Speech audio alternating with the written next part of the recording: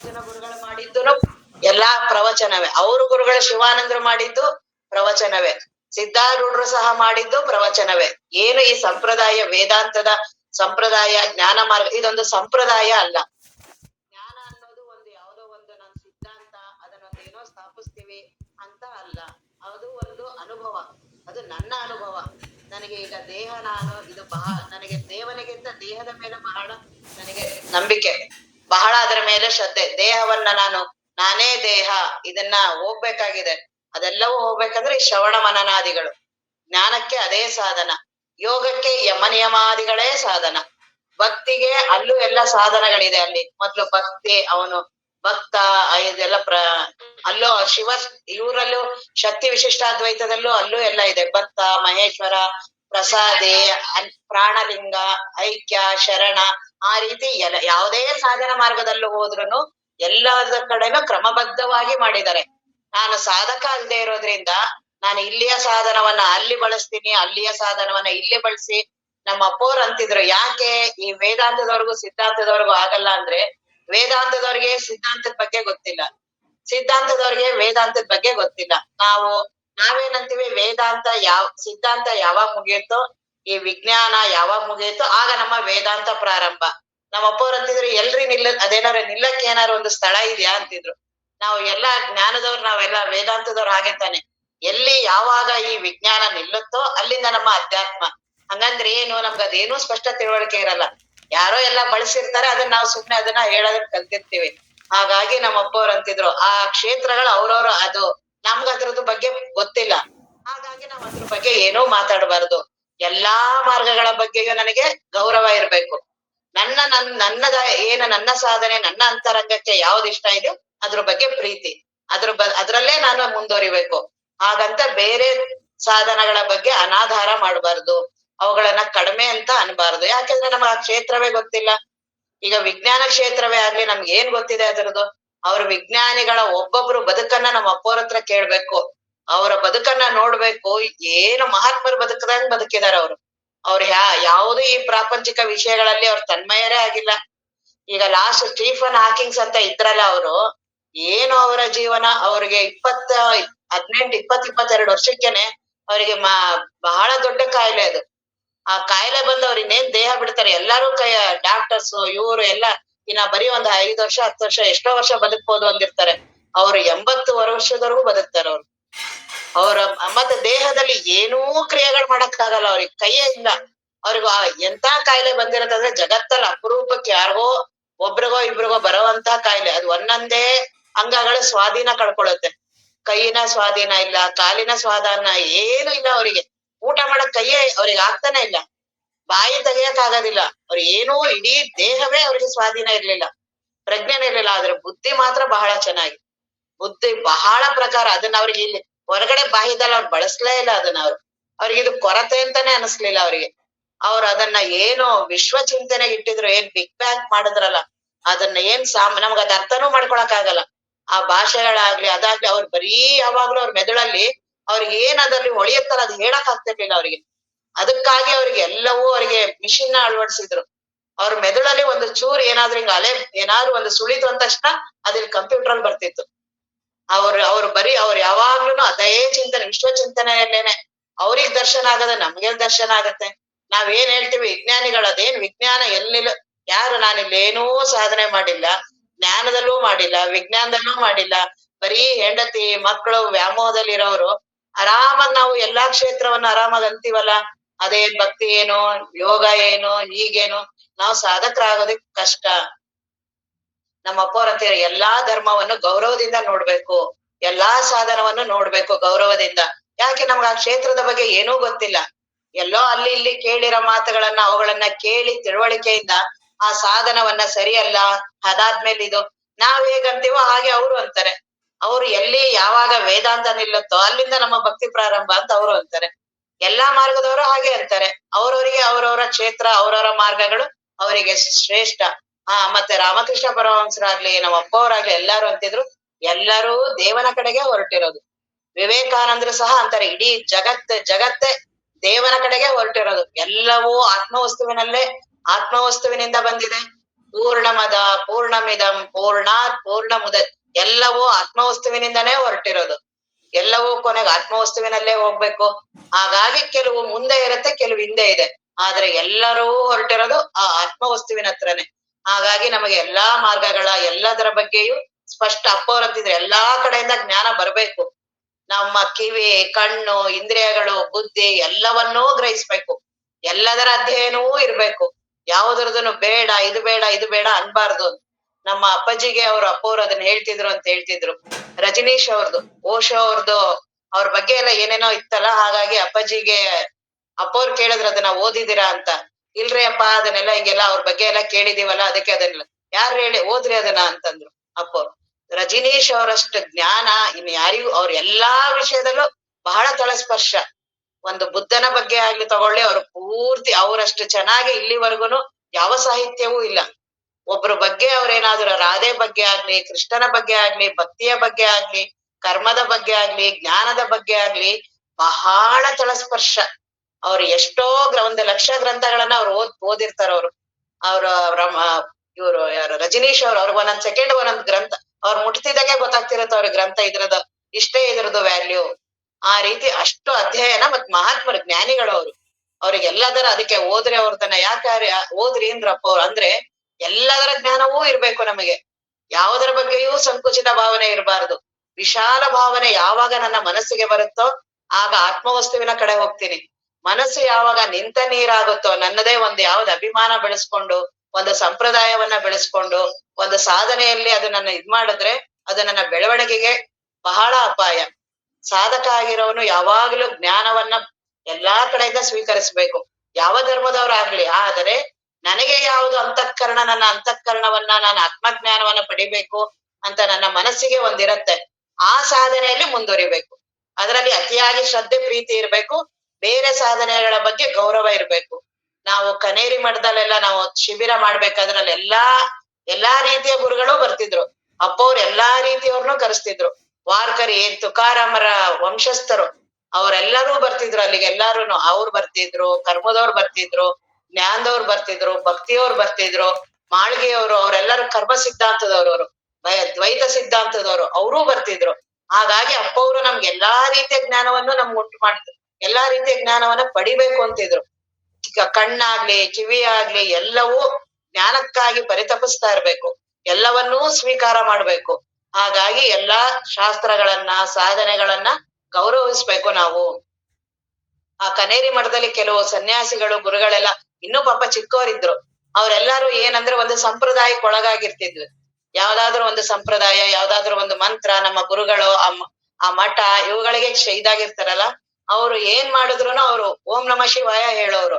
ಅಲ್ಲಿ ಮಾಮೂಲಿ ಎಲ್ಲಾ ಪ್ರಾರ್ಥನೆ ಮಾಡ್ಬೇಕಾರ, ನಾವು ಪ್ರಸಾದ ಎಲ್ಲಾ ಮಾಡ್ಬೇಕಾದ್ರೆ ನಮ್ಗೇನಲ್ಲಿ ಈ ಸಂಪ್ರದಾಯ ಅಲ್ಲೇನಿಲ್ಲ. ಇಂಚಿಗೆರೆ ಸಂಪ್ರದಾಯ ಇರೋದ್ರಿಂದ ಕನೇರಿ ಮಠದಲ್ಲಿ ಅಲ್ಲಿ ಯಾವ ಸಂಪ್ರದಾಯಗಳು ಅವರು ಏನು ಅಲ್ಲಿ ಎಲ್ಲಾ ಧರ್ಮದವರು, ಎಲ್ಲಾ ಜಾತಿಯವರು ಎಲ್ಲವೂ ಇತ್ತು.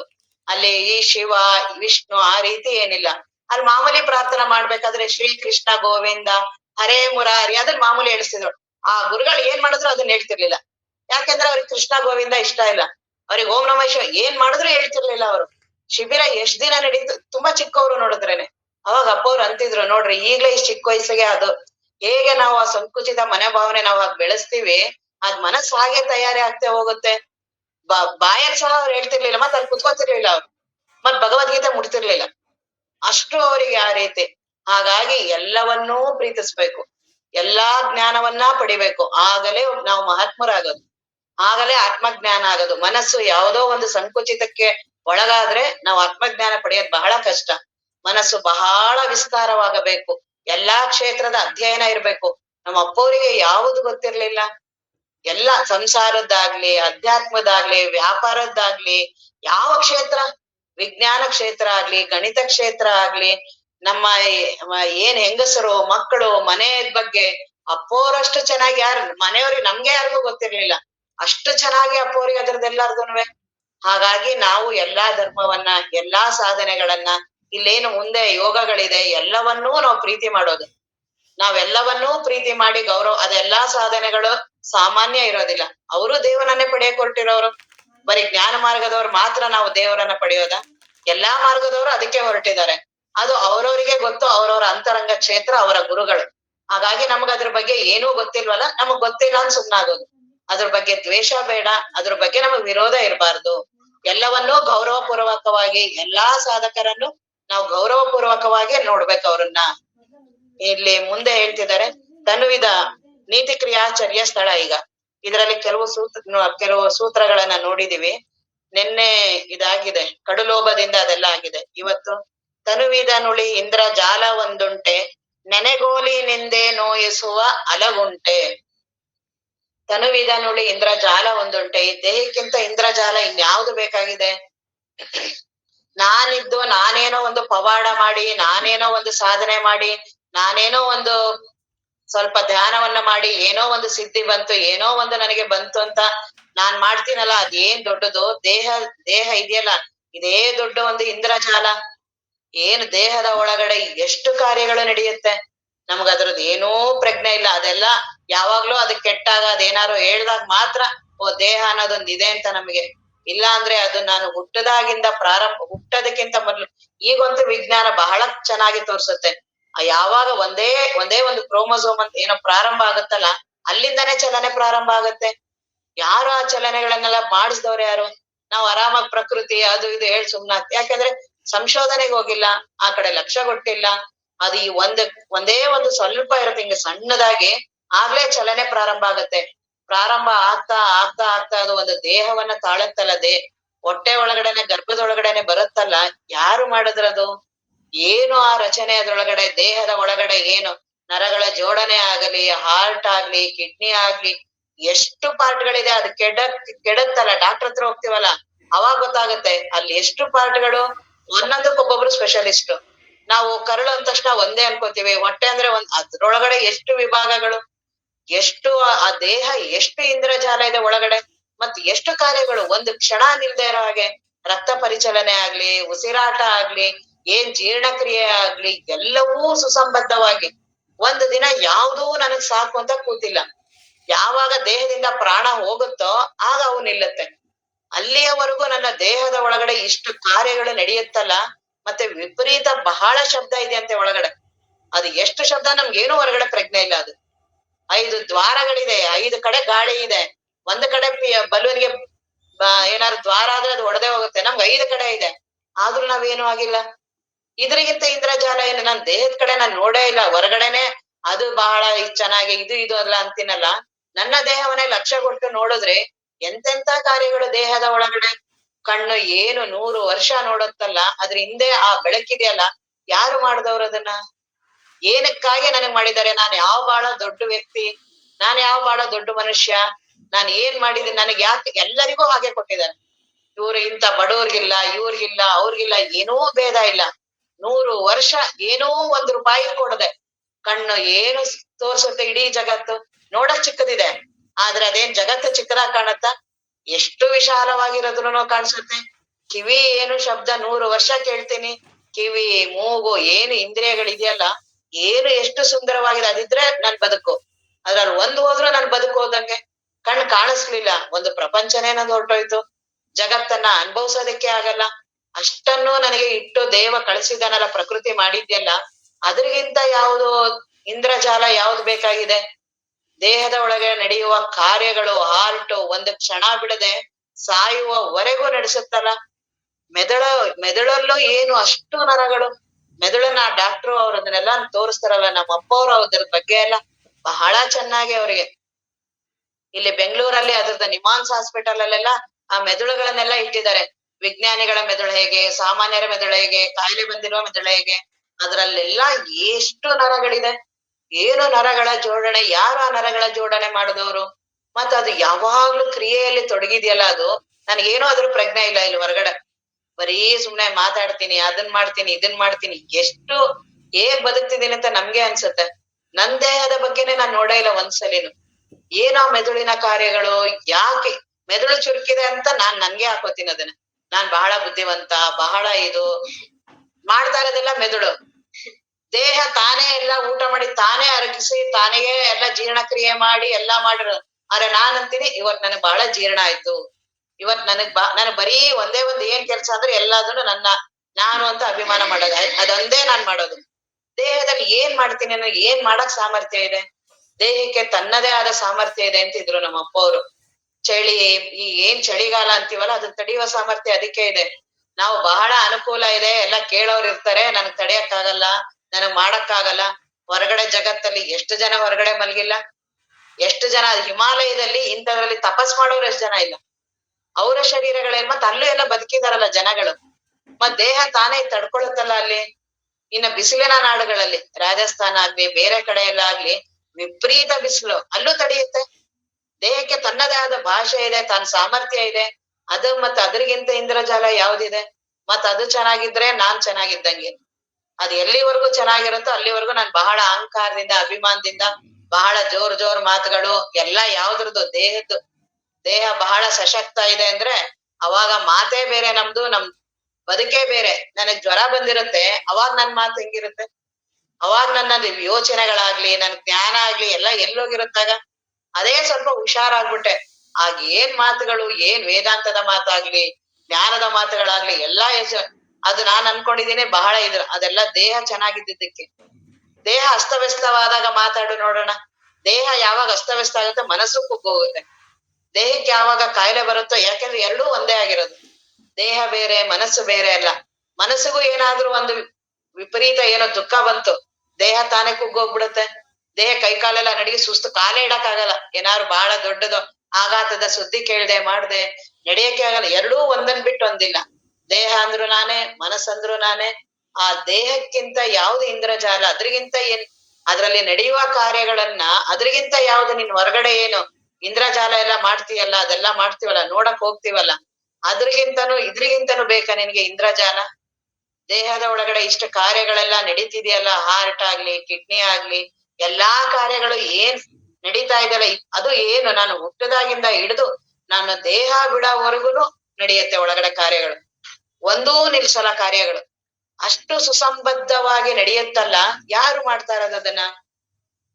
ಅದು ದೇವನ ಅದ ಕಡೆ ಲಕ್ಷ್ಯ ಕೊಟ್ರೆ ಸಾಕು, ನನ್ಗೆ ಆಗ ದೇವನ ಬಗ್ಗೆ ಕೃತಜ್ಞತೆ ಬರುತ್ತೆ. ಇಷ್ಟು ಇಂತ ಒಳ್ಳೆ ದೇಹವನ್ನ ದೇವ್ರು ನನಗ್ ಕೊಟ್ಟಿದಾನಲ್ಲ, ಏನು ನಾನು ಅದಕ್ ಕೊಟ್ಟಿಲ್ಲ. ಇಲ್ಲಿ ನನಗ್ ಕಣ್ಣೊಂದು ಸರಿ ಇರ್ಲಿಲ್ಲ ಅಂದ್ರೆ ಆ ಡಾಕ್ಟರ್ ತೋರ್ಸಕ್ ಹೋಗಕ್ ಎಷ್ಟು ಲೆಕ್ಕಾಚಾರ ಆಗ್ತೀನಿ ನಾನು. ಏನಾದ್ರೂ ಒಂದ್ ಆದ್ರೆ, ದೇಹಕ್ಕೆ ಏನಾದ್ರು ಆದ್ರೆ, ಒಂದು ಹಲ್ಲು ಬಿತ್ತು, ಒಂದು ಹಲ್ಲಿಗೆ ಹಾಕ್ಸಕ್ಕೆ ಎಷ್ಟು ಕಷ್ಟ ಪಡ್ತೀನಿ. ಅದನ್ನ ಆರಾಮವಾಗಿ ಭಗವಂತ ಕೊಟ್ಟಿದಾನಲ್ಲ, ಅದ್ರ ಬಗ್ಗೆ ನನಗ್ ಕೃತಜ್ಞತೆನೇ ಇಲ್ಲ. ಇಲ್ಲಿ ಡಾಕ್ಟರ್ ಕೊಟ್ಟು ಮಾಡಿಸ್ಕೊ ಬಂದಿರ್ತೀನಲ್ಲ, ಅದನ್ನ ಬಹಳ ಹೇಳ್ತಿರ್ತೀನಿ. ನನ್ಗೆ ಕಣ್ಣಿಗೆ ಫಾರಿನ್ ಲೆನ್ಸ್ ಹಾಕ್ಸಿದೀನಿ.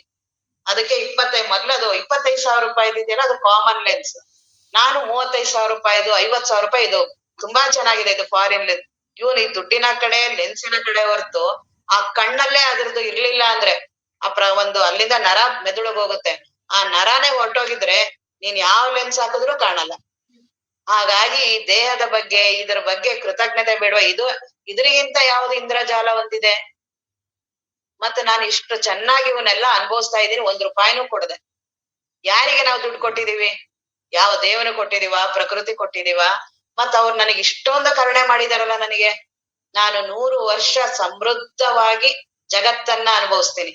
ಜಗತ್ತು, ಸಂಸಾರ ಏನೇನೆಲ್ಲ ಅನುಭವಿಸ್ತೀನಿ ದೇಹ ಇದ್ರೆ. ಇದೇ ದೇಹದಿಂದಾನೇ ಆತ್ಮಜ್ಞಾನವನ್ನು ಪಡೆಯೋದು. ದೇಹ ಇಲ್ಲ, ಆತ್ಮಜ್ಞಾನ ಹೆಂಗ್ ಪಡಿತೀನಿ ನಾನು? ದೇಹ ಸಶಕ್ತ ಇಲ್ಲ, ಆತ್ಮಜ್ಞಾನ ಹೇಗ್ ಪಡೆಯಕ್ಕಾಗತ್ತೆ? ಹಾಗಾಗಿ ಇದ್ರಿಗಿಂತ ಶ್ರೇಷ್ಠವಾದದ್ದು ಯಾವುದಿದೆ? ತನುವಿದನುಳಿ ಇಂದ್ರ ಜಾಲ ಒಂದುಂಟೆ, ನೆನೆಗೋಲಿ ನಿಂದೆ ನೋಯಿಸುವ ಅಲವುಂಟೆ. ನೆನೆಗೋಲು ಅಂದ್ರೆ ಬಹಳ ಚುಚ್ಚಿ ಏನ್ ಮಾತಾಡ್ತೀವಲ್ಲ ಅದು. ಅದ್ರಿಗಿಂತ ನೋವು ಕೊಡುವಂತದ್ ಯಾವ್ದಿದೆ ಅಂತ ನಮಗ್ ಗೊತ್ತೇ ಆಗಲ್ಲ. ನಾವು ಹಂಗಲ್ಲ, ಬೇರೆಯವ್ರ ಹಂಗೆ ಅಂತಾನೆ ಯಾವಾಗ್ಲೂ ಅನ್ಸ್ತಿರತ್ತೆ. ನೆನೆಗೋಲಿನಿಂದ ನಾವು ಇಂಡೈರೆಕ್ಟ್ ಆಗಿ ಮಾತಾಡ್ತಾ ಇರ್ತೀವಿ. ಡೈರೆಕ್ಟ್ ಆಗಿ ಹೇಳಿದ್ರೆ ನಾವು ಜಗಳಕ್ ಬರ್ತಾರೆ. ಮನೇಲೂನುವೆ ಇಂಡೈರೆಕ್ಟ್ ಆಗಿ ಎಲ್ಲಾನು ಅಂತಿರ್ತೀವಿ. ಅದು ನೆನೆಗೋಲಿನಿಂದ ನೋಯಿಸುವ, ಅದು ಬಹಳ ತಾಪ, ಅದು ಅವ್ರಿಗೆ ತಾಪ ಕೊಡ್ತಿರತ್ತೆ ಅಂತ ನಮಗ್ ಗೊತ್ತಾಗಲ್ಲ. ನನಗ್ ಅವ್ರಂತಾರಲ್ಲ ಅವಾಗ ಬಹಳ ಹೆಂಗ್ ಮಾತಾಡಿದ್ರು ರೀ ಅವ್ರು ಅಂತ. ಆ ರೀತಿ ನಾನ್ ಯಾವಾಗ್ಲೂ ಮಾಡ್ತಿರ್ತೀನಿ. ಅದ್ರಿಗಿಂತ ನೋವು ಕೊಡೋಂಥದ್ ಯಾವುದೂ ಇಲ್ಲ ಅಂತ ಜಗತ್ತಲ್ಲಿ. ನಾನ್ ಏನ್ ಇನ್ನೊಬ್ರಿಗೆ ಚುಚ್ಚಿ ಮಾತಾಡ್ತಿರ್ತೀನಲ್ಲ, ಅದನ್ನ ಬಹಳ ಹಾಸ್ಯದ ರೂಪದಲ್ಲಿ ಮಾತಾಡ್ತಿರ್ತೀನಿ. ಯಾರ್ದೋ ಕಷ್ಟವನ್ನಾಗ್ಲಿ, ಯಾರ್ದೋ ಅವ್ರ ಪಾಪ ಅವ್ರೇನೋ ಹೇಳ್ಕೋಬಾರ್ದು ಅಂತಿರ್ತಾರೆ. ನಾವ್ ಅದನ್ನ ಎಲ್ಲಾರ್ ಮುಂದೆನೂ ಹೇಳೋದು, ಅವ್ರಿಗೆ ಎಷ್ಟು ನೋವಾಗಲ್ಲ. ಮತ್ ಯಾರ್ಗಾರು ಮಾಡ್ಬೇಕಾದ್ರೆ ಇಂಡೈರೆಕ್ಟ್ ಆಗಿ ಯಾರಿಗೋ ಹೇಳ್ದಂಗ ಅವ್ರಿಗೆ ಹೇಳೋದು, ಇವೆಲ್ಲವೂ ಏನೇನ್ ಮಾಡ್ತೀನಲ್ಲ ನನ್ ಸಾಧಕ ಆಗಲ್ಲ ನಾನು. ಬಹಳ ಎಷ್ಟು ಮತ್ತ ನನಗೆ ಹೆಂಗ್ ನೋವಾಗುತ್ತೋ ಹಾಗೆ ಅವ್ರಿಗೂ ಆಗತ್ತಲ್ಲ. ನನಗೆ ಯಾರಾರು ಅಂದ್ರೆ ನಾನ್ ಏನಂತೀನಿ, ನನ್ ಸುದ್ದಿ ನಿಮ್ಗೆ ಯಾಕ್ ಬೇಕು? ನನ್ ಸುದ್ದಿ ನೀವ್ ಯಾಕ್ ಮಾತಾಡ್ತೀರಾ ಅಂತೀನಿ. ಅದೇ ನಾನ್ ಆರಾಮಾಗಿ ಎಲ್ಲಾರ್ ಸುದ್ದಿನೂ ಮಾತಾಡ್ತೀನಿ. ಹೇಗಾಗತ್ತದು? ನಾವು ಸಾಧಕ ಆಗಿರೋ ಸ್ವಲ್ಪ ಎಚ್ಚರಿಕೆ ಆಗಿರ್ಬೇಕು. ಮಾತು ಅದಕ್ಕೆ ಯಾಕೆ ಮಾತು ಸ್ವಲ್ಪ ಕಡಿಮೆ ಇರ್ಬೇಕು ಅಂದ್ರೆ ನಮ್ಗೆ ಮಾತಾಡೋ ಚಟ ಇದ್ರೆ ಯಾರ್ ಏನ್ ಅಂತಿದೀನಿ, ಏನ್ ಮಾಡ್ತಾ ಇದೀನಿ ಏನೂ ಪ್ರಜ್ಞೆ ಇರಲ್ಲ. ಪಾಪ ಅವ್ರ ಎದುರುಗಡೆ ಇರೋರಿಗೆ ಎಷ್ಟು ನಮ್ಮ ಅಪ್ಪವ್ರು ಏನು ಬಹಳ ಸೂಕ್ಷ್ಮ ಮಾತು. ಒಬ್ರಿಗೂ ನೋಯಿಸ ಆ ಸಂತನೆಂದರೆ ಯಾರು ಆ ಪ್ರಾರ್ಥನೆ ಇದೆಯಲ್ಲ ಅದನ್ನ ಅವ್ರಿಗೇ ಅದನ್ನ ಅವ್ರಿಗೋಸ್ಕರನೇ ಅವ್ರು ಬರ್ದಿದ್ದು. ಅದ್ರದ್ದು ಒಂದೊಂದು ವಾಕ್ಯವೂ ಅವ್ರದ್ದು. ಅಪ್ಪವ್ರನ್ನ ನೋಡ್ಬೇಕಂದ್ರೆ ಆ ವಾಕ್ಯ ನೋಡಿದ್ರೆ ಸಾಕು. ಮನವ ನೋಯಿಸದಾತ ಅದ್ರಲ್ಲೆಲ್ಲಾ ಬರುತ್ತೆ ಅದ್ರಲ್ಲಿ. ಅದನ್ನ ಕೆ.ಸಿ. ಶಿವಪ್ಪ ಅವ್ರು ಬರದ್ರಲ್ಲ, ಅದು ಮುದ್ದುರಾಮನ ಕನಸು, ಮುದ್ದುರಾಮನ ಕಗ್ಗ. ಅದು ಮಂಕುತಿಮ್ಮನ ಕಗ್ಗ ಹೇಗಿದೆಯೋ ಹಾಗೆ ಅದು ಮುದ್ದುರಾಮನ ಅಂತ ಅನ್ಬಿಟ್ಟು ಅದನ್ನ ಬರ್ದಿದಾರ ಅವ್ರು ಅದನ್ನ. ಅದನ್ನ ಅವ್ರು ಬರೆಯೋದಕ್ಕಿಂತ ಮೊದ್ಲು ಅವ್ರು ಬಿಟ್ಬಿಟ್ಟಿದ್ರು ಅವ್ರು. ಬಹಳ ದೊಡ್ಡ ಕವಿಗಳವ್ರು. ಕೆ.ಸಿ. ಶಿವಪ್ಪ ಅವ್ರು ಇಲ್ಲಿ ಸುತ್ತೂರಲ್ಲಿ ಅವ್ರ ಹತ್ರನೇ ಜಗದ್ಗುರುಗಳ ಹತ್ರನೇ ಇದ್ರು ಅವ್ರು. ಹಾಗಾಗಿ ಅವ್ರು ಬರೆಯೋದ್ ನಿಲ್ಸಿದ್ರು ಅವಾಗ. ಅಪ್ಪವ್ರೇ ಅಂದ್ರು ಅವ್ರಿಗೆ, ಬರೀರಿ ಏನಾದ್ರುವೆ ಅಂತ, ಬರೆಯಕ್ ಪ್ರಾರಂಭ ಮಾಡ್ರಿ ಅಂತ. ಅಪ್ಪವ್ರು ಎಲ್ಲರಿಗೂ ಪ್ರೋತ್ಸಾಹ ಮಾಡ್ತಿದ್ರಲ್ಲ. ಹಾಗಾಗಿ ಅವಾಗ ಅದನ್ನ ಬರ್ದಿದ್ದವ್ರು ಅದು. ಸಂತನೆಂದರೆ ಯಾರು ಅವ್ರು ಅದನ್ನ ಈಗ್ಲೂ ಬರ್ದದನ್ನೆಲ್ಲ ಇಟ್ಟಿದಾರೆ. ಅವ್ರು ಬರೆಯೋದಕ್ಕಿಂತ ಮೊದ್ಲು ಹೇಳ್ತಿದ್ರು ಎಷ್ಟು ಅಪ್ಪವ್ರನ್ನ ಧ್ಯಾನ ಮಾಡ್ತಿದ್ರು ಅಂತ. ಯಾವಾಗಲೂ ಹಗಲು ಇರುಳು ಅಪ್ಪವ್ರನ್ನ ಧ್ಯಾನ ಮಾಡಿ ಕುತ್ಕೊಂಡ್ ಬರೆಯಕ್ ಪ್ರಾರಂಭ ಮಾಡ್ತಿದ್ರು. ಯಾವಾಗ ಒಂದೊಂದ್ಸಲಿ ಅವ್ರಿಗೆ ಏನು ಹೊಳಿತಿರ್ಲಿಲ್ಲೋ ಅದ್ ನಿಲ್ಲಿಸ್ಬಿಡ್ತಿದ್ರು. ಆಮೇಲೆ ಅವ್ರು ಯಾವಾಗ ಅಪ್ಪವ್ರ ಸ್ಮರಣೆ ಮಾಡಿ ಧ್ಯಾನ ಮಾಡ್ತಿದ್ರು ತನಗ್ ಗೊತ್ತಿಲ್ದೇ ಇರಂಗೆ ಒಳಗಡೆಯಿಂದ ಅಂತಃಕರಣದಿಂದ ತಾನೇ ಸ್ಫುರಿಸ್ತಾ ಇತ್ತು. ಅವಾಗ ಬರೆಯಕ್ ಪ್ರಾರಂಭ ಮಾಡ್ತಿದ್ರು. ಅದ್ ಯಾವಾಗ್ ಬೇಕಾದ್ರೂ ಆಗ್ತಿತ್ತು. ಮಧ್ಯರಾತ್ರಿ ಬರ್ತಿತ್ತು, ಬೆಳಗ್ಗೆ ಬರ್ತಿತ್ತು. ಆ ರೀತಿ ಅವರಿಗೆ ಆ ರೀತಿ ಮುದ್ದುರಾಮನ ಕನಸು ಅಂತಾನೆ ಏನೋ ಮಾಡಿದಾರಲ್ಲ ಆ ಗ್ರಂಥ. ಅದನ್ನ ಅಪ್ಪವ್ರ ಅನುಗ್ರಹದಿಂದ ಮಾಡಿದ್ದದು. ಆ ಸಂತನೆಂದರೆ ಅದನ್ನು ಅಪ್ಪೋರಿಂದಾನೆ. ಅಪ್ಪೋರಿಗೆ ಅದು ಹೇಳು ಮಾಡಿಸ್ದಂಗೆ. ಪೂರ್ತಿ ಅಪ್ಪೋರ್ ಏನಾದ್ರು ನಮ್ಗೆ ಅಪ್ಪೋರ್ ಬಗ್ಗೆ ನಾವು ಏನಾದ್ರು ಹೇಳ್ಬೇಕು ಅಂತಿದ್ರೆ ಆ ಸಂತನೆಂದರೆ ಅದನ್ನ ನೋಡಿದ್ರೆ ಸಾಕಾಗತ್ತೆ. ಅದ್ರಲ್ಲೂ ಹೇಳ್ತಾರೆ ಮನವ ನೋಯಿಸದಾತ. ಒಬ್ರಿಗೆ ಒಂದು ದಿನ ಮಾತಿನಿಂದನೂ ಸಹ, ಯಾವುದ್ರಿಂದನೂ ಸಹ, ದೇಹ ನಾವ್ ಎಲ್ಲದ್ರಿಂದನೂ ನಾವೇನ್ ಅನ್ಕೊಳ್ತೀವಿ ಹೊರಗಡೆಯಿಂದ ಹೊಡೆದ್ರೆ ಮಾಡಿದ್ರೆ ಮಾತ್ರ ಅಂತ. ಹಾಗೇನಿಲ್ಲ. ಮನಸ್ಸಿಂದ ಹೊರಗಡೆಯಿಂದ ಹೊಡೆಯೋದಕ್ ಅದ್ರಲ್ಲೆಲ್ಲ ಹೇಳ್ತಿರ್ತಾರಲ್ಲ ಎಲ್ಲ ಹೊರಗಡೆ ಹೊಡೆದಿದ್ದನ್ನ ಬೇಕಾದ್ರೆ ಮರ್ತ್ ಬಿಡ್ಬೋದು. ಆ ಅಂದಿದ್ ಮಾತನ್ನ ಮಾತ್ರ ಸಾಯಗಂಟ ಮರೆಯಕ್ ಆಗೋದಿಲ್ಲ ಅಂತ. ಮಹಾಭಾರತ ಎಲ್ಲ ಆಗಿದೆ ಇದೇ ಮಾತುಗಳಿಂದ. ದ್ರೌಪದಿ ಒಂದೇ ಒಂದು ಮಾತು ಹೇಳಿದ್ದು, ಅಂಧಸ್ಯ ಪುತ್ರ ಅಂಧಃ. ಬರೀ ಇದೊಂದೇ ಮಾತಂದಿದ್ದು. ಅವನಿಗೆ ಎಷ್ಟು ಕ್ರೋಧ ಬಂತು. ಇನ್ನೆಲ್ಲವೂ ಅವೆಲ್ಲ ಸುಮ್ನೆ ಕಾರಣ, ನೆಪ ಮಾತ್ರ. ಬಾಕಿ ಜೂಜಾಡಿದ್ದಾಗ್ಲಿ ಎಲ್ಲವೂ ಆಗ್ಲಿ ಅವನಿಗೆ ಆಯ್ತಲ್ಲ ಅದು ಅಪಮಾನ. ತನ್ನ ತಂದೆಗೂ ಆಯ್ತು, ಅವ್ರ ಅಪ್ಪನಿಗೂ. ಕುರುಡನ ಮಗ ಕುರುಡ ಅಂತ ಅವ್ರ ಅಪ್ಪನಿಗಂದಂಗೆ ಅವ್ರಿಗಂದಂಗೆ ಆ ಅವಮಾನದಿಂದ ಮಹಾಭಾರತ ಮುಂದೆ.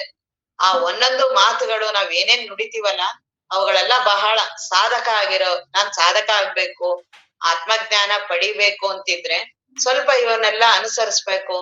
ಅದಕ್ಕೆ ಎಷ್ಟು ಕಡಿಮೆ ಮಾತಾಡ್ತೀವೋ ಇವೆಲ್ಲ ಸ್ವಲ್ಪ ಕಡಿಮೆ ಆಗತ್ತೆ. ವಿಪರೀತವಾಗಿ ನಾವು ಮಾತಾಡ್ತಿರ್ತೀವಲ್ಲ, ಹಾಗಾಗಿ ಮಾತಾಡ್ತೀವಿ, ಯಾರಿಗ್ ನೋವಾಗುತ್ತೆ, ಏನ್ ಮಾಡತ್ತೆ ಅದು ಲಕ್ಷ್ಯಕ್ ಬರಲ್ಲ. ಅದಕ್ಕೆ ಸಾಧಕ ಆಗಿರೋರು ಸ್ವಲ್ಪ ಅವನ್ನೆಲ್ಲ ಯಾಕೆ ಇಂದ್ರಿಯಗಳನ್ನ ಕಡಿಮೆ ಮಾಡ್ಬೇಕು ಅಂದ್ರೆ ಇವೆಲ್ಲವೂ ಕಾರಣಕ್ಕೆ. ಈಗ ಇನ್ನೊಬ್ರಿಗೆಲ್ಲ ನೋಯಿಸಿ ಮಾಡಿ ನಾನ್ ಹೇಗ್ ಆರಾಮಾಗಿರಕ್ಕಾಗತ್ತೆ? ನನ್ನ ಮನಸ್ಸಿನಿಂದ ಆ ಶಬ್ದಗಳೆಲ್ಲ ಹೊರಟಿದೆ. ನನ್ನ ಮನಸ್ಸಿನಿಂದ ಕೆಟ್ಟಾದ ಆ ಭಾವನೆ ಮೊದ್ಲು ನನ್ನಲ್ಲಿ ಮೂಡ್ಬೇಕು. ನನ್ನಲ್ಲೇ ಅದೆಲ್ಲ ಪ್ರಭಾವ ಆಗಿರುತ್ತೆ. ನನ್ನೊಳಗಡೆ ಇವನ್ನೆಲ್ಲ ಇಟ್ಕೊಂಡು ಹೇಗೆ ದೇವನ ಪ್ರವೇಶ ಆಗತ್ತೆ? ಮೊದಲು ನನ್ನ ಅಂತಃಕರಣ ಪರಿಶುದ್ಧ ಆಗ್ಬೇಕಲ್ಲ. ಇವೆಲ್ಲಾ ಭಾವನೆಗಳು ಕಡಿಮೆ ಆಗ್ಬೇಕು. ಅದೇ ನೀತಿ ಕ್ರಿಯಾಚರ್ಯ ಸ್ಥಳ. ಇವೆಲ್ಲವೂ ನಮಗೇ ಹೇಳ್ತಾ ಇರೋದು ನಿಜಗುಣರು. ಅವರು ನಮಗೆ ಉಪದೇಶ ಮಾಡ್ತಿರೋದು. ನೋಡಿ ಈ ರೀತಿಯಾಗಿ ಬದುಕಿ, ಈ ರೀತಿಯಾಗಿ ಇದೇನಿದೆಯಲ್ಲ ಇವೆಲ್ಲವೂ ಸಾಮಾನ್ಯ ಅಲ್ಲ. ಒಂದೊಂದನ್ನ ಅಳವಡಿಸ್ಕೊಂಡ್ರೆ ಬಾಕಿ ಎಲ್ಲವೂ ತಾನೇ ಬರುತ್ತೆ. ಒಂದು ಗುಣನ ನೀನ್ ಯಾವ್ದಾದ್ರು ಅಭ್ಯಾಸ ಮಾಡಕ್ಕೆ ಪ್ರಾರಂಭ ಮಾಡು, ಬಾಕಿ ಇನ್ನೆಲ್ಲಾ ಗುಣಗಳು ಅದ್ರ ಜೊತೆ ಬರುತ್ತೆ. ನಾನು ಸತ್ಯವನ್ನ ನುಡಿಬೇಕು ಅಂತ ಪ್ರಾರಂಭ ಮಾಡು, ಇನ್ನು ಅಹಿಂಸೆ, ಅಪರಿಗ್ರಹ ತಾನೇ ಅವೆಲ್ಲವೂ ಬರುತ್ತೆ. ಎಲ್ಲವೂ ಬೇರೆ ಬೇರೆ ಅಲ್ಲ. ಹಾಗೆ ಈಗ ನಾನು ಇನ್ನೊಬ್ರಿಗೆ ನುಡಿಬಾರ್ದು. ನಿಂದಕರನ್ನ ಕಬೀರ್ ಹೇಳ್ತಾರೆ, ನಿಂದಕರನ್ನ ನಾನು ಹುಡುಕಲು ಹೊರಟೆ, ನಿಂದಕರಾರೂ ಸಿಗಲಿಲ್ಲ. ನನ್ನೆಯ ಮನವನ್ನು ನಾನೇ ನೋಡೆ, ನನಗಿಂತ ಯಾರು ಇಲ್ಲ. ಹಂಗ ಅನ್ಸೋದೇ ಇಲ್ಲ. ದುರ್ಯೋಧನಂದು ಆ ಧರ್ಮರಾಯಿಂದೆಲ್ಲ ಹೇಳ್ತೀವಲ್ಲ, ಕತೆ ಎಲ್ಲಾರ್ದು ಹೇಳ್ತೀವಿ. ನನ್ ಕತೆ ಮಾತ್ರ ನನಗ್ ಗೊತ್ತಿರಲ್ಲ. ಎಲ್ಲಾರು ನೋಡಕ್ ಹೋದ, ಎಲ್ಲಾರು ಬರೀ ದುಷ್ಟ್ರೇ ಕಂಡ್ರು. ನಮ್ಗೂ ಎಲ್ಲಾರ್ಗು ಹಂಗೆ ಕಾಣ್ಸೋದು. ನಮ್ಗೆ ಯಾರ್ ಜಗತ್ತಲ್ಲಿ ಒಳ್ಳೆಯವ್ರು ಕಾಣ್ಸಿದಾರೆ? ಮಹಾತ್ಮರಿಗೂ ಸಹ ನಾವ್ ಮಾತಾಡ್ತೀವಿ, ಮಹಾತ್ಮರ ಬಗ್ಗೆನೂ ನಾವ್ ಹೇಳ್ತೀವಿ. ಹಾಗಾಗಿ ಅದೆಲ್ಲವೂ ಇರೋದು ನನ್ನ ಅಂತಃಕರಣದಲ್ಲಿ. ನೆನೆಗೋಲಿನಿಂದ ನೋಯಿಸುವ ಅಲಗುಂಟೆ. ಚುಚ್ಚು ಮಾತುಗಳಿಂದ ಏನ್ ಮಾತಾಡಿ ನೋವು ಮಾಡ್ತೀವಲ್ಲ, ಅದ್ರಿಗಿಂತ ಯಾವ್ದು ಬೇಕಾಗಿದೆ ನೋವು ಮಾಡೋ ಅಂತದ್ದು? ಅದನ್ನಿಲ್ಲಿ ಹೇಳ್ತಿದ್ದಾರೆ. ವಿನಮೀತ ಬಹುದಾರಿಂದ ಉಪಚಾರ ಮುಂಟೆ. ಇವೆಲ್ಲವೂ ನೋಡೋದಂದ್ರೆ ನಮ್ಮ ಅಪ್ಪವ್ರ ಹತ್ರನೇ. ಸಿದ್ದೇಶ್ವರ ಸ್ವಾಮೀಜಿಯವರ ಹತ್ರ ಇದೆಲ್ಲಾ ಗುಣಗಳು ಅಳವಟ್ಟಿತ್ತು.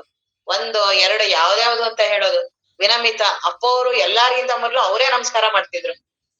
ಇವರೆಲ್ಲಾರು ಎಷ್ಟೊಂದ್ ಜನ ನಮ್ಮ ಅಪ್ಪಾಜಿಯವರೆಲ್ಲಾರು ಅಂತಿದ್ರು, ಅವ್ರ ಕುಮಾರ್ ನಿಜಗುಂಡ್ರು ಅಂತಿದ್ರು, ಅದ್ ಯಾರ್ಯಾರ ಸ್ವಾಮಿಗಳಿಗೆಲ್ಲ ಅಪ್ಪವ್ರು ಮೊದ್ಲೇ ತಾವೇ ಹೋಗಿ ನಮಸ್ಕಾರ ಮಾಡ್ತಾರೆ. ಅವ್ರಿಗೆ ಏನೂ ಯೋಗ್ಯತೆ ಇಲ್ಲ, ಅಪ್ಪವ್ರು ನೋಡಿದ್ರೆ ಹೋಗಿ ಅವ್ರಿಗೆ ನಮಸ್ಕಾರ ಮಾಡ್ಬಿಡ್ತಾರೆ ಅಂತೆಲ್ಲ. ಅಪ್ಪವ್ರು ಇದ್ದಿದ್ದೇ ಹಾಗೆ. ಅಂತ ದೊಡ್ಡ ಮಹಾತ್ಮರೇ ಆಗಿದ್ದಾರೆ ಅಂದ್ರೆ ನಾವು ಸಾಧಕರು ಹೇಗಿರ್ಬೇಕು?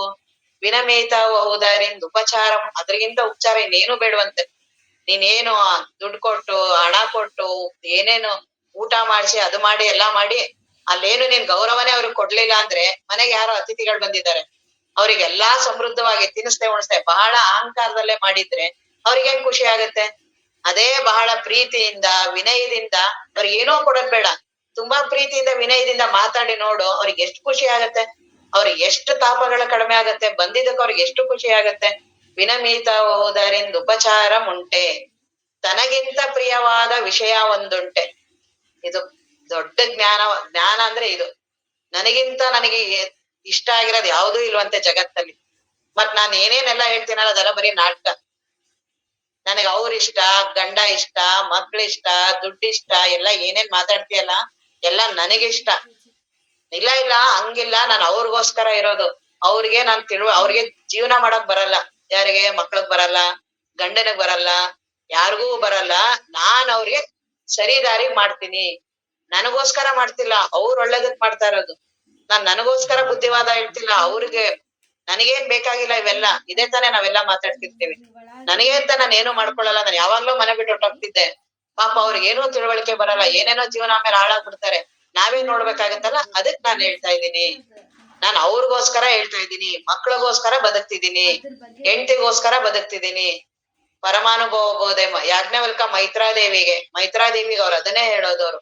ಯಾಜ್ಞವಲ್ಕರು, ನಾನು ನನಗಾಗೇ ಬದುಕೋದು, ನನಗಿಂತ ಪ್ರಿಯವಾದ ಯಾವುದೂ ಇಲ್ಲ ಜಗತ್ತಲ್ಲಿ.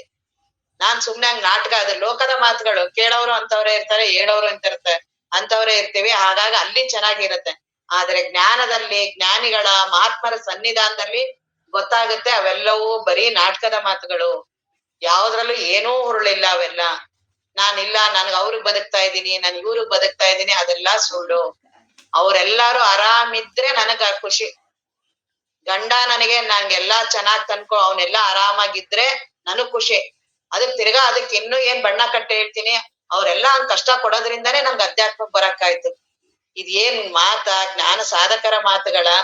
ಅಲ್ವೇ ಅಲ್ಲ. ಇದೆಲ್ಲ ನನಗೆ ತಡ್ಕೊಳಕ್ ಆಗಲ್ಲ, ಗಂಡನ್ ಬಿಟ್ಟಿರಕ್ ಆಗಲ್ಲ, ನನಗೆ ಮಕ್ಳು ಬಿಟ್ಟಿರಕ್ ಆಗಲ್ಲ.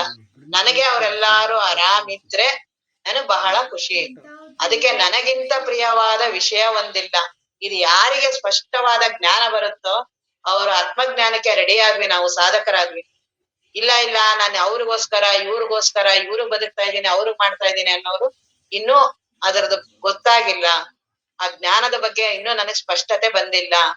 ಎಲ್ಲಾ ಜ್ಞಾನ ಮಾರ್ಗದ ತಾನಿಲ್ಲದೊಡೆ ನಮ್ ತೋರದಾಗಿ ತನ್ನಂ ಮೊದಲರಿ. ನಾನಿಲ್ಲ ಅಂದ್ರೆ ಏನು? ಜಗತ್ತಿಲ್ಲ, ಏನೂ ಇಲ್ಲ. ಮತ್ ನಾನು ಅಂತ ಏನ್ ಬದುಕಿದ್ದೀನಲ್ಲ, ನನಗೋಸ್ಕರನೇ ನಾನ್ ಬದುಕಿರೋದು. ತನಗಿಂತ ಪ್ರಿಯವಾದ ವಿಷಯ ಒಂದಿಲ್ಲ. ಕ್ಷಮೆಯಿಂದೇ ಮುಕುತಿ ಸಾಧನ ಪೆರತುಂಟೆ. ಕ್ಷಮೆ, ಮನಸ್ಸು. ಮನಸ್ಸು ಆರಾಮಿದ್ರೆ ಅದ್ರಿಗಿಂತ ದೊಡ್ಡ ಸಾಧನೆ ಯಾವ್ದಿದೆ? ಯಾವಾಗ ಬೆಳಗ್ಗೆ ಎದ್ದಾಗ ಸ್ವಲ್ಪ ಹೊತ್ತೆ, ಮೊದ್ಲು ಆದ್ರೆ ಸ್ವಲ್ಪ ಸಮಯ ಇರ್ತಿತ್ತು, ಈಗಂತೂ ಎದ್ದ ತಕ್ಷಣನೇ ಮನಸ್ಸು ಗಡ್ಬಿಡಿ ಪ್ರಾರಂಭ ಆಗತ್ತೆ. ರಾತ್ರಿನೇ ತಯಾರಾಗಿ ಅದಕ್ಕೆ ಆರಾಮಾಗಿರೋದಕ್ಕೆ ಕೊಟ್ಟಿಲ್ಲ, ಅಲ್ಲೇ ಅದಕ್ಕೆಲ್ಲಾ ಪ್ಲಾನ್ ಹಾಕ್ಬಿಟ್ಟಿರ್ತೀವಿ. ಬೆಳಗ್ಗೆ ಎದ್ದೇಳ್ತಿದ್ದಂಗೆ ಹಿಂಗ್ ಹೋಗ್ಬೇಕು, ಹಂಗ್ ಮಾಡ್ಬೇಕು, ಅದನ್ ಮಾಡ್ಬೇಕು, ಹಿಂಗ್ ಮಾಡ್ಬೇಕು. ಹಾಗಾಗಿ ಅದು ಕ್ಷಮೆ ಅನ್ನೋದ್ ಗೊತ್ತೇ ಇಲ್ಲ ಅದಕ್ಕೆ. ಕ್ಷಮೆಯಿಂದ ಅದೊಂದ್ ದೊಡ್ಡ ಸಾಧನ. ಯಾರಿಗೆ ಕ್ಷಮೆ ಇದೆಯೋ ಅವ್ರು ಆರಾಮ್ ಇರ್ತಾರೆ. ಯಾಕೆ ಅಷ್ಟೊಂದು ವಿಪರೀತವಾಗಿ ಏನಾಗ್ಬಿಡುತ್ತೆ ಜಗತ್ತಲ್ಲಿ? ಏನೂ ಆಗಲ್ಲ. ನಾನ್ ವಿಪರೀತ ತಲೆಗೆ ಹಾಕೊಂಡಿದೀನಿ, ನಾನ್ ವಿಪರೀತವಾಗಿ ಅವುಗಳನ್ನೆಲ್ಲ ಭಾವಿಸ್ಕೊಂಡಿದೀನಿ. ನಾನ್ ಹಿಂಗ್ ಮಾಡಿದ್ರೆ ಆಗೋದು, ಗಂಡಂಗ್ ಹಿಂಗ್ ಮಾಡ್ಬೇಕು, ಹೆಂಡತಿಗೆ ಹಿಂಗ್ ಮಾಡ್ಬೇಕು, ಸಂಸಾರ ಹಿಂಗ್ ಮಾಡ್ಬೇಕು, ಇವ್ರು ಹಿಂಗೇ ಇರ್ಬೇಕು, ಇದೆಲ್ಲ ನನ್ನ ಭ್ರಮೆಗಳು ಅಂತ ನನ್ನ ಮನಸ್ಸಿಗೆ ಈಗ ಜೀವ ಸಂಬೋಧನದಲ್ಲೆಲ್ಲ ಹೇಳಿದ್ರಲ್ಲ, ಅದೇ ಎಲ್ಲ ಕ್ಷಮೆ. ಅದರಿಂದನೇ ನನ್ನ ಮನಸ್ಸಿಗೆ ವಿವೇಕ ಹೇಳೋದು. ನನ್ನ ಮನಸ್ಸಿಗೆ ನಾನೇ. ಯಾರು ನನ್ನ ಕಡೆ, ನನ್ನ ದೇಹ, ನನ್ನ ಮನಸ್ಸಿನ ಕಡೆ ಲಕ್ಷ್ಯ ಕೊಟ್ಟು ನಾವು ಸಾಧನೆ ಮಾಡ್ತಾ ಹೋಗ್ತೀವಿ, ನಾವು ಸಾಧಕರಾಗ್ತೀವಿ. ಬೇರೆಯವ್ರಿಗೆ ನಾವು ಅವ್ರು ಹೇಗಾದ್ರೂ ಇರ್ಲಿ, ಅವ್ರ ಮನಸ್ಸು, ಅವ್ರ ದೇಹ, ಅದು ಅವರ ಕರ್ಮಾಧೀನ. ಬೇರೆಯವ್ರನ್ನ ತಿದ್ದದಿಕ್ಕೆ ಬಂದಿಲ್ಲ. ನನ್ನ ಸಮಸ್ಯೆಗಳು, ನನ್ನ ಜೀವನ, ನನ್ನ ಪರಿಹಾರಕ್ಕೋಸ್ಕರ ನನ್ನ ಬದುಕು ಬಂದಿರೋದು ನನಗೋಸ್ಕರ. ನಾನು ಉದ್ಧಾರ ಮಾಡ್ಕೊಳ್ಳೋದಕ್ಕೋಸ್ಕರ. ನನ್ನದೇ ಹಾಸಲುಂಟು ಒದೆಯಲುಂಟು. ಆದರೆ ನಾನು ಜೀವನ ಪರ್ಯಂತ ಬೇರೆಯವ್ರ ಉದ್ಧಾರ ಮಾಡೋದ್ರಲ್ಲೇ ಇರ್ತೀನಿ ನಾನು. ಬೇರೆಯವ್ರಿಗೆ ಉಪದೇಶ ಮಾಡೋದ್ರಲ್ಲೇ ಇರ್ತೀನಿ ನನ್ನ ಬದುಕು ಪೂರ್ತಿ. ಯಾವಾಗ ನನಗೆ ಅಂತ ಬದುಕ್ತೀನಿ? ಈ ಸತ್ಸಂಗ ಒಂದ್ರಲ್ಲಿ ಮಾತ್ರ. ಈ ಸತ್ಸಂಗ ಜ್ಞಾನ ಚಿಂತನೆಯಲ್ಲಿ ಮಾತ್ರ ನನಗೆ ಅಂತ. ಇನ್ನೆಲ್ಲಾ ಏನೇನ್ ಮಾಡ್ತೀನಿ ಎಲ್ಲ ಬೇರೆಯವ್ರಿಗೇನೆ. ಅದ್ ಏನೂ ಫಲ ಕೊಡೋದಿಲ್ಲ. ಇಲ್ಲ ಅವರ ಶ್ರಮೆಯಿಂದ. ಅದನ್ನ ವಿವೇಕ ಹೇಳೋದು ಮನಸ್ಸಿಗೆ. ಏನು 70-80 ವರ್ಷ ಯಾವ್ದಕ್ಕಾಗಿ ನೀನು ಬದುಕ್ತೀಯಲ್ಲ, ಅದು ವಿಪರೀತವಾಗಿ ಏನೋ ಅಲ್ಪ ಸ್ವಲ್ಪ ಮಾಡಿ ಸ್ವಲ್ಪನ ಒಂದ್ ದಿನನಾರ್ವೆ ಟೈಮೇ ಸಿಗಲ್ಲ ರೀ ಅಂತಿರ್ತಾರಲ್ಲ. ಏನೋ ಗೊತ್ತಿಲ್ಲ, ಏನೇ ಟೈಮ್ ಅಂದ್ರೆ ಅಷ್ಟು ವಿಪರೀತ ತನ್ಮಯ ಆಗಿದ್ಯಾ ಸಂಸಾರದಲ್ಲಿ ಅಂತ.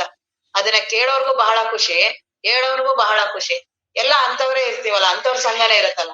ಜಡ ಬುದ್ಧಿ, ಜನಸಂಗರತಿ, ವಿಷಯಾಸಕ್ತಿ, ಬಿಡದೆ ಮಾಡುವ ತರ್ಕ, ಇವೆಲ್ಲವೂ ಅದ್ರದೇನೆ. ಕ್ಷಮೆ ಇಲ್ಲದೆ ಇರೋದ್ರದ್ದು ಲಕ್ಷಣ ಅದೆಲ್ಲವೂ.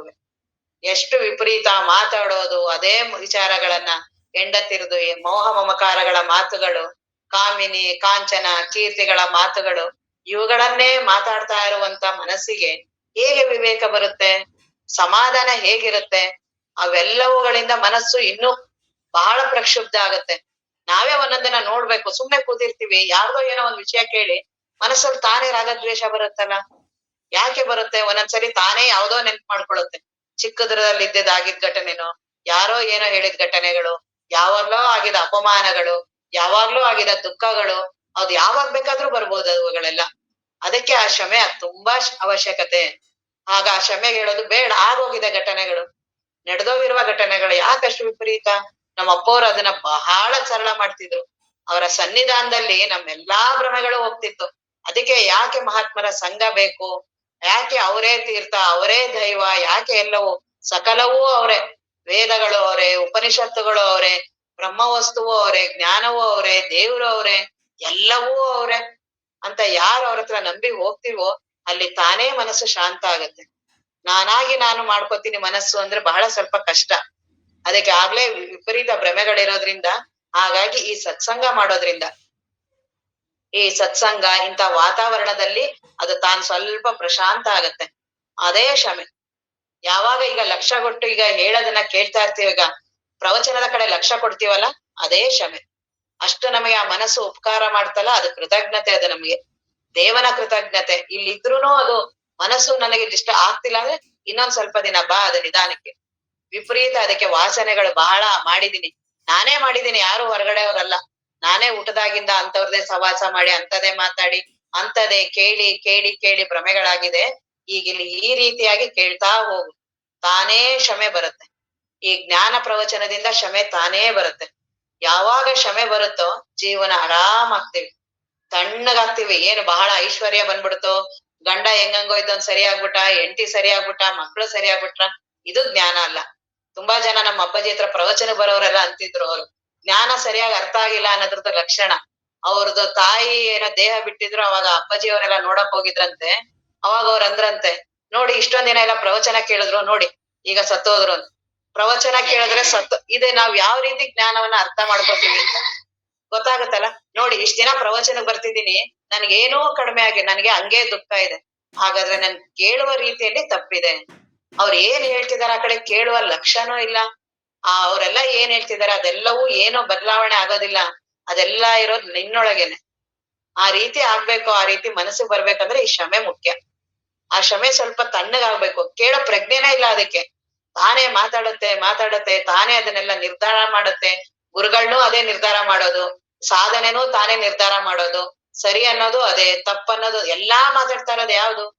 ಎಲ್ಲವೂ ನನ್ನನ್ನ ದುಃಖಕ್ಕೀಡ್ ಮಾಡ್ತಾ ಇರೋದು ಇದೇ ಮನಸ್ಸೆ. ಆ ಮನಸ್ಸಿಗೆ ಸ್ವಲ್ಪ ವಿವೇಕ ಬರ್ಬೇಕು ಅಂದ್ರೆ ಇಂಥ ಸತ್ಸಂಗವನ್ನ ಮಾಡ್ಬೇಕು. ಈ ಸತ್ಸಂಗದಲ್ಲಿ ಈಗ ನೋಡಿ ಎಲ್ಲವನ್ನೂ ಮರ್ತಿದೀವಲ್ಲ. ಇದನ್ನ ನಾನು ಎಷ್ಟೇ ಪ್ರಯತ್ನ ಪಟ್ರು ಮನೇಲಾಗಲ್ಲ. ನಾನ್ ಬರೀ ಒಂದ್ 10 ನಿಮಿಷ ಕುತ್ಕೊಂಡು ಎಲ್ಲವನ್ನು ಮರಿಬೇಕು ಅಂತ ನೋಡಿ ಆಗಲ್ಲ. ಈಗ ಈ ಕಡೆ ಲಕ್ಷ್ಯ ಕೊಟ್ಟು ಕೇಳ್ತಿದ್ದೀನಲ್ಲ, ಅವೆಲ್ಲವೂ ಇದೆ, ಇಲ್ಲ ಅಂತ ಅಲ್ಲ. ಮನೆ ಇದೆ, ಹೆಂಡತಿ ಮಕ್ಳಿದಾರೆ, ಎಲ್ಲರೂ ಇದಾರೆ, ಆದ್ರೆ ಯಾರು ನೆನ್ಪಗ್ ಬರ್ಲಿಲ್ವಲ್ಲ. ಇದೇ ಕ್ಷಮೆ. ಆ ಕ್ಷಮೆ ಬರೋದು ಈ ಸತ್ಸಂಗದಿಂದ. ಯಾವಾಗ ಕ್ಷಮೆ ಮನಸ್ಸಿಗೆ ಬಂತೋ ಅದು ಆತ್ಮಜ್ಞಾನದ ಬಗ್ಗೆ ವಿಚಾರ ಮಾಡಕ್ ಪ್ರಾರಂಭ ಮಾಡುತ್ತೆ. ಹಾಗಾದ್ರೆ ಅವಾಗ ಏನು ಗುರುಗಳ ಮಾತು ಹೇಳ್ತಾರಲ್ಲ, ಆಗ ಅದು ತನ್ನ ಅನುಭವಕ್ಕೆ ಪ್ರಾರಂಭ ಆಗುತ್ತೆ. ಕ್ಷಮೆಯಿಂದ ಮುಕುತಿ ಸಾಧನ ಪೆರತುಂಟೆ. ಇದೇ ಆತ್ಮಜ್ಞಾನಕ್ಕೆ ದೊಡ್ಡ ಶ್ರೇಷ್ಠವಾದ ಸಾಧನ. ಯಾರಿಗೆ ಕ್ಷಮೆ ಇದೆಯೋ ಅವ್ರ ಮುಂದೆ ಮುಮುಕ್ಷತ್ವ ಜ್ಞಾನ ಏನೂ ಕಷ್ಟ ಇಲ್ಲ ಅವರಿಗೆ. ಹಾಗಾಗಿ ಕ್ಷಮೆಯಿಂದ ಮುಕುತಿ ಸಾಧನ ಪೆರತುಂಟೆ. ವಿಮಲಾ ಮಾನಸದಿಂದ ಶುಭ ತೀರ್ಥ ಮುಂಟೆ. ಯಾವಾಗ ಈ ಕ್ಷಮೆ ಬರುತ್ತೋ ಒಂದಕ್ಕೊಂದು ಎಲ್ಲವೂ ಒಂದ್ ಬಂತು ಅಂದ್ರೆ ತಾನೇ ಎಲ್ಲ ಬರುತ್ತೆ. ವಿಮಲ ಮಾನಸ, ಆಗ ಮನಸ್ಸಿನಲ್ಲಿ ತುಂಬಾ ರಾಗದ್ವೇಷಗಳಿರೋದಿಲ್ಲ. ಬಹಳ ತಣ್ಣಗೆ ನಮ್ಮ ಅಪ್ಪೋರ್ ಅಂತಿದ್ರು ಅದನ್ನ. ಅವ್ರಿಗೆ ಇದೆಲ್ಲವೂ ಇತ್ತು. ಅವ್ರ ಹತ್ರ ಓದೋರ್ಗು ತಣ್ಣಗೆ, ಅವ್ರ ಮಾತ್ ಕೇಳಿದವ್ರಿಗೂ ತಣ್ಣಗೆ, ಅಲ್ಲಿ ವಾತಾವರಣನೇ ತಣ್ಣಗೆ. ಹಾಗಾಗಿ ಆ ವಿಮಲಾ ಮಾನಸ ಯಾರಿಗಿರುತ್ತೋ ಅಲ್ಲಿ ಈ ಪ್ರಶಾಂತತೆ ತಾನೇ ಇರುತ್ತೆ. ನಮಗೂ ಇದೆ ಅದು. ಈ ಮನಸ್ಸಿನ ಗದ್ದಲದಿಂದ ನಾನು ಏನಿದ್ದೀನಿ ಅನ್ನೋದೇ ಪ್ರಜ್ಞೆ ಮರ್ತೋಗಿದೆ. ನಾನಿರೋದು ಹಾಗೇನೆ. ವಿಮಲ ಮಾನಸ ಯಾವಾಗ ಬ್ರಹ್ಮ ವಸ್ತುವಿನ ಅನುಭವವನ್ನ ಮಾಡಿರುವಂತಹ ಮನಸ್ಸಿರುತ್ತಲ್ಲ, ಅದ್ರಿಗಿಂತ ತಣ್ಣಗಿರುವ ಮನಸ್ಸು ಯಾವುದು? ಚಂದ್ರನ ತಂಪು ತಂಪಲ್ಲ, ಹಿಮದ ತಂಪು ತಂಪಲ್ಲ, ಸಾಧು ಸಂತರ ದಿವ್ಯ ಸಂಘ ತಂಪಿನಲ್ಲೂ ತಂಪು. ಈ ತಣ್ಣಗೆ ಮಾಡೋ ಅಂತದ್ದು ಯಾವುದು ಅಂದ್ರೆ ವಿಮಲ ಮಾನಸ, ಈ ಸತ್ಸಂಗ, ಶ್ರವಣ, ಜ್ಞಾನ, ಗುರುಗಳು. ಹಾಗಾಗಿ ಇದು ಅತ್ಯಂತ ಶ್ರೇಷ್ಠ. ವಿಮಲ ಅದ್ರಿಗಿಂತ ಇನ್ಯಾವ ತೀರ್ಥ ಬೇಕು ನಿನಗೆ? ನನ್ನ ಮನಸ್ಸೇ ಆರಾಮಾಗಿ ರಾಗ ದ್ವೇಷಗಳು ಮಾಡಿಲ್ಲ, ಏನೂ ಮಾಡಿಲ್ಲ, ತಣ್ಣಗ್ ಸುಮ್ನೆ ಇರದಿಯಲ್ಲ, ಅದ್ರಿಗಿಂತ ತೀರ್ಥ ಯಾವ್ದಿದೆ? ಕ್ರಮ ತಪ್ಪಿ ನಡೆಯುವುದರಿನ್ ಕಷ್ಟ ಉಂಟೆ. ಏನು ಕ್ರಮಬದ್ಧ ಜೀವನ ಇರೋದಿಲ್ವಲ್ಲ, ಅದ್ರಿಗಿಂತ ಕಷ್ಟ. ಈಗ ನಾನು ಯಾವ್ದಾದ್ರು ಒಂದು ಸಮಯವನ್ನ ನಿಯಮಿತವಾಗಿ ಆ ಮನಸ್ಸಿಗೆ ಒಂದು ತಯಾರಿ, ಇಷ್ಟೊತ್ತಿಗೆ ಪ್ರವಚನ ಬರ್ಬೇಕು, ಬರ್ಲೇಬೇಕು, ಇಷ್ಟು ಗಂಟೆಗೆ ಏಳ್ಲೇಬೇಕು, ಈ ರೀತಿ ಸಾಧಕ ಇದ್ರೇನೆ ಅವ್ರು ಸಾಧಿಸೋದಕ್ಕಾಗೋದು. ನಾನಿಲ್ಲ ಇವತ್ತೊಂದಿನ ಲೇಟ್ ಆಯ್ತು, ರಾತ್ರಿ ಲೇಟ್ ಆಗಿ ಮಲಗ್ದೆ, ನಾನು ರಾತ್ರಿ ಏನೋ ನನಗೆ ಊಟ ಜಾಸ್ತಿ ಮಾಡ್ಬಿಟ್ಟೆ, ಸಾಧಕರ ಅಲ್ವೇ ಅಲ್ಲ. ನಮ್ಮ ಅಪ್ಪವ್ರ ಹತ್ರ ಇದ್ರು ನೋಡ್ಬೇಕು ಅವ್ರುಗಳ್ನೆಲ್ಲ.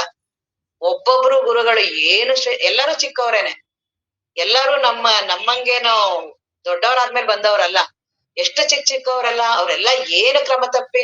ನಮ್ಮ ಅಪ್ಪ ಅವ್ರು ಒಂದು ದಿನ ಅವ್ರು ಬಂದ್ರು ಅಂದ್ರೆ ಗಂಟೆ ನೋಡ್ಬೇಕೆ ಹೊರತು ಗಂಟೆ ನೋಡೋರು ಬಂದ್ರು ಅಂತಿಲ್ಲ.